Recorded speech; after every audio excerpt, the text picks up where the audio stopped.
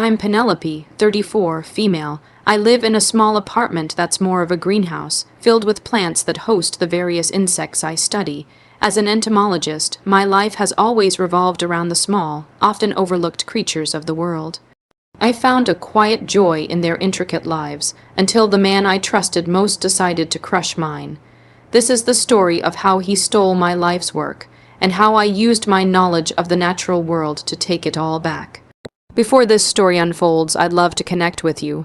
Please let me know in the comments where you're watching from and what time it is in your corner of the world. It's amazing to see how far these stories can travel. For the last 5 years, my world had been the Luna silk moth, or Axios luna serica, a subspecies I discovered deep in the Appalachian Mountains. It was my baby, my entire career condensed into one beautiful, ethereal insect. Unlike other silk moths, this one produced a fiber with incredible tensile strength and a unique biodegradable property. It had the potential to revolutionize everything from surgical sutures to eco-friendly textiles. I worked out of the university lab day and night, documenting its life cycle, diet, and the specific conditions needed for it to spin its miraculous silk. My research was my life. My mentor, Dr. David Harrison, the head of the research department, was my biggest supporter. Or so I thought. He was the one who secured the initial funding, who championed my work to the university board. Penelope, he'd say, his voice warm and encouraging, "You're on the cusp of something monumental. This is Nobel Prize-worthy stuff." He was charming, respected, and had opened every door for me. I trusted him implicitly. We would spend hours in the lab, him observing my progress, me eagerly explaining every new discovery. I'd compiled all my data, every note, every failed experiment, and every success, into a comprehensive research paper. The final step was a controlled breeding program to prove the silk could be produced at scale. We were building a specialized habitat in the lab, a project David personally oversaw. He told me he was presenting our preliminary findings to a major biotech firm, OmniGen, to secure the final, massive grant we needed to go public. He asked for my complete, unpublished manuscript to include in the confidential proposal. "They need to see the full scope of your genius, Penny," he said with a fatherly smile. I didn't hesitate for a second. I emailed him the entire document, a file containing 5 years of my sweat, tears, and intellectual property. It felt like the culmination of everything I'd worked for, a partnership on the verge of changing the world. I was so naive. The weeks following the OmniGen proposal were strangely quiet. David told me the firm was deliberating, and that these things took time. He became harder to reach, his door always closed, his replies to my emails brief and dismissive. He said he was swamped with administrative duties. I tried not to let the anxiety creep in, focusing instead on perfecting the new habitat for my moths. My best friend, Sarah Chen, a botanist in the adjacent lab, noticed the change. "He seems distant," she commented one afternoon over coffee. "Everything okay with the grant?" I waved it off, telling her David was just busy. I couldn't allow myself to doubt him. The email that shattered my world arrived on a Tuesday morning. It was a university-wide press release. The subject line read, "Dr. David Harrison awarded the prestigious Callaway Prize for Revolutionary Biosilk Discovery." My heart stopped. I clicked it open, my hands trembling. There was a picture of David beaming, holding a plaque. The article praised his solo-led groundbreaking research into a new species of moth, the Axios harrisoni, a name he'd created, and its revolutionary silk. It mentioned a multi-million-dollar partnership with OmniGen to bring his discovery to market. My discovery, my moths, he hadn't just stolen my research. He had tried to erase me from its history, renaming the species I had discovered after himself. I read the article 3 times, the words blurring through my tears. He had taken my manuscript and passed it off as his own. Every observation, every data point, every late night in the lab was now attributed to him. He was being hailed as a visionary, a genius, and I was. Nobody. The press release mentioned an upcoming public symposium where he would be the keynote speaker, officially presenting his findings and accepting the award. I felt a cold, hollow space open in my chest. He hadn't just betrayed me, he had methodically and ruthlessly erased my existence from my own life's work. The warmth of his mentorship, the trust I had placed in him, it had all been a lie. He had been grooming my research for his own glory all along. For 2 days I was paralyzed. I didn't leave my apartment. I didn't answer my phone. The world felt muffled, distant.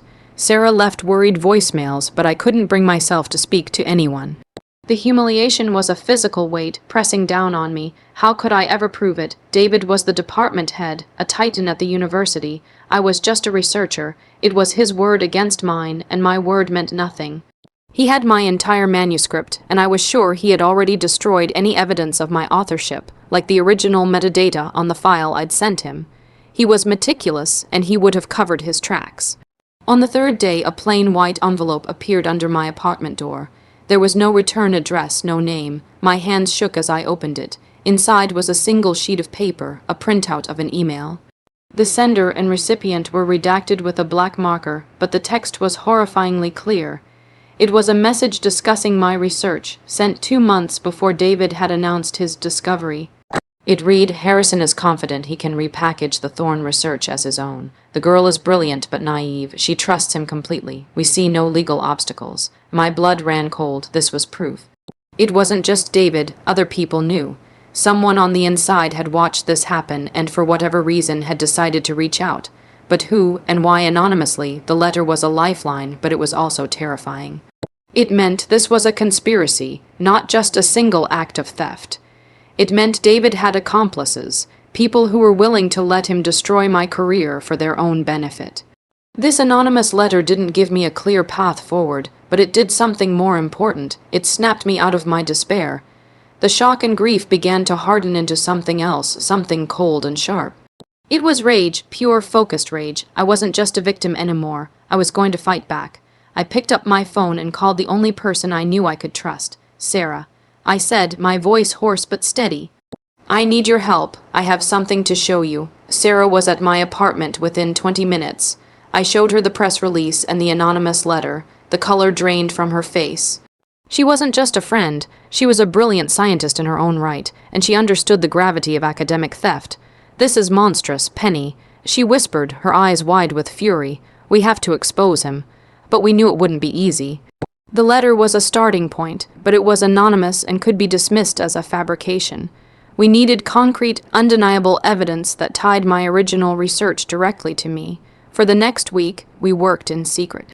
Sarah, with her expertise in plant biology, had collaborated with me on the dietary needs of my Luna silk moths.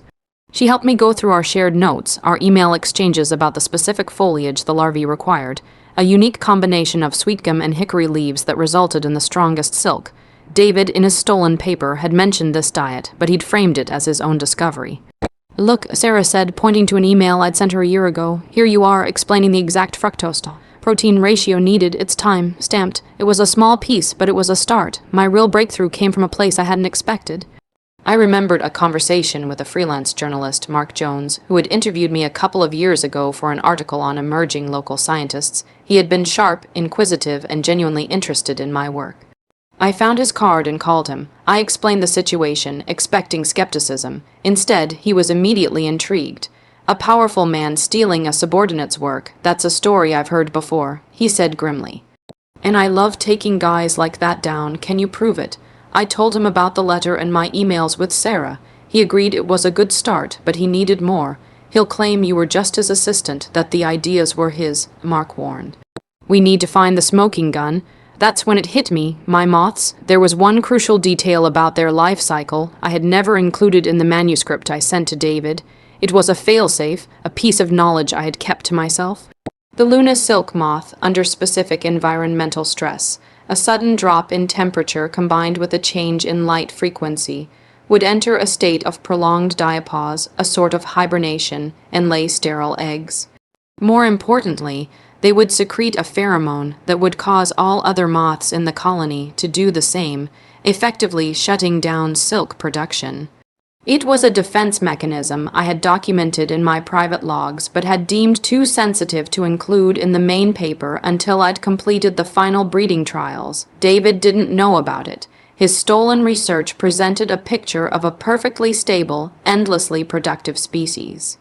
And his big symposium, where he was set to demonstrate the continuous silk harvesting, was just 2 weeks away. A plan began to form in my mind, a cold, precise, and calculated plan. I explained it to Mark and Sarah. Mark's eyes lit up. "It's brilliant," he said, Public humiliation backed by scientific proof. He'll have nowhere to hide. My plan was risky, but it was the only way to expose David on a stage he had built for himself. The university symposium was the perfect venue. He was scheduled to give the keynote address, culminating in a live demonstration of the Harrison moth colony in their state, of the art habitat spinning the silk that had won him his fame. He was arrogant, and his arrogance would be his downfall.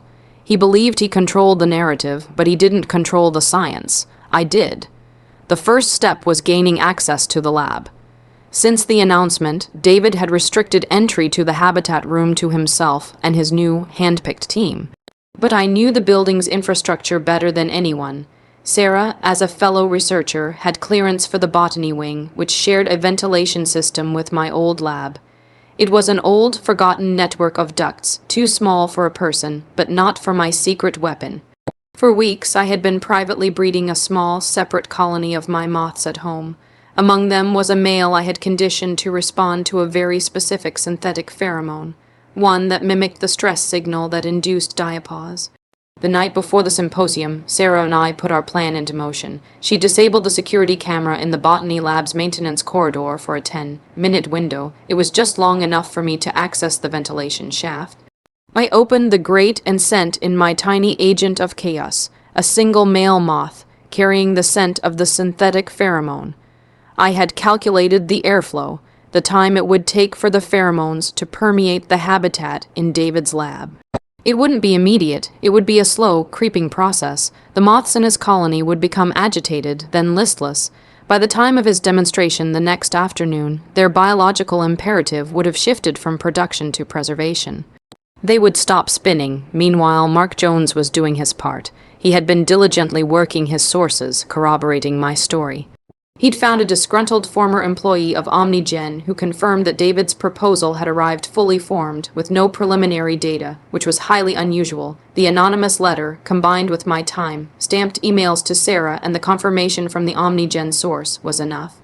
Mark wrote a devastating expose, a minute-by-minute account of the academic theft. He planned to publish it online at the exact moment David stepped onto the stage to begin his speech. The entire plan was a complex machine, with every gear timed to perfection. It was no longer just about revenge. It was about reclaiming my work, my name, and my future. I was using my knowledge of the natural world to impose a natural consequence on an unnatural act of betrayal. The day of the symposium arrived, cold and gray. I sat in the back row of the auditorium, my heart pounding a steady, heavy rhythm against my ribs. Sarah was beside me, her hand resting reassuringly on my arm. Mark was positioned near the exit, laptop open, ready. The room was filled with academics, journalists, and OmniGen executives, all buzzing with anticipation. Dr. Lena Petrova, the Dean of Sciences, took the stage to introduce the man of the hour. Her praise was effusive, calling Dr. David Harrison a once-in-a-generation mind. I felt a bitter taste in my mouth. David walked to the podium to thunderous applause. He was the picture of success, confident, charming, and utterly fraudulent. He began his speech, his voice smooth and practiced, weaving a grand narrative of his long and arduous journey to this discovery. As he spoke the words, and now, for the first time publicly, I saw Mark nod at me from across the room. He hit publish. Instantly, my phone buzzed, as did Sarah's. The article was live. I had sent the link to a few trusted colleagues and science bloggers just moments before. Slowly, a ripple of quiet notifications spread through the auditorium. People began glancing at their phones, their expressions shifting from polite interest to confusion, and then to shock. David, oblivious, continued his speech, gesturing to the large screen behind him, where a live feed of the moth habitat was displayed. As you can see, he said, his voice swelling with pride, the Axios harrisoni are remarkably productive. But they weren't. On the screen, the moths were still. There was no spinning, no activity. They clung to the leaves, listless. A confused murmur went through the crowd. David's smile faltered. He tapped the microphone, as if a technical glitch was to blame. They seemed to be resting. He stammered. It was then that Dean Petrova, who had been furiously reading the article on her phone, stood up. Her face was a mask of cold fury. David, she said, her voice cutting through the awkward silence, there are some very serious allegations that require your immediate attention. All eyes turned to him. He looked from the inert moths on the screen to the sea of faces staring at him, their expressions a mixture of pity and contempt. The color drained from his face. He knew he was caught. There was no escape. The applause he had received moments earlier had curdled into a thick, damning silence. His carefully constructed world, built on my work, had just crumbled around him. The fallout was immediate and catastrophic for David. Mark's article went viral in the academic community. Faced with my evidence, the emails, the testimony from the OmniGen source, and the spectacular, public failure of his demonstration, the university had no choice but to launch a formal investigation. It was swift and brutal. Within a week, David was suspended. Within a month, he was stripped of his tenure and fired in disgrace. The Callaway Prize was rescinded, and OmniGen publicly terminated their partnership, citing fraudulent misrepresentation of intellectual property. He lost everything: his job, his reputation, his future. He became a pariah, a cautionary tale whispered in university hallways. The anonymous letter writer never came forward, but I have my suspicions it was David's own long-suffering administrative assistant, a quiet woman who had seen too much over the years. I never tried to confirm it. I simply remained grateful for the spark that had lit the fire. The university formally issued a public apology to me. My research was rightfully restored to my name, and the species was officially registered as Axias luna serica, no longer tarnished by his name. Dean Petrova, deeply embarrassed by the scandal, became my staunchest advocate. She secured me a new, larger lab and the full funding from the university that David had tried to steal. My work flourished. Sarah and I continued our collaboration, our friendship stronger than ever. Mark Jones won an award for his investigative journalism. It took time to heal from the betrayal. Trusting a mentor so completely only to be so thoroughly deceived leaves a deep scar. But with every new discovery in my lab, with every successful brood of my beautiful moths, the wound faded. I learned that the world, much like the intricate ecosystems I study, has a way of rebalancing itself. Sometimes it just needs a little push. I didn't crush my enemy. I simply created the conditions for him to reveal his own fatal flaw and watched as nature, and human nature, took its course. I was no longer just Penelope, the quiet entomologist. I was the woman who had orchestrated a silent, calculated metamorphosis and had emerged from the cocoon stronger than before.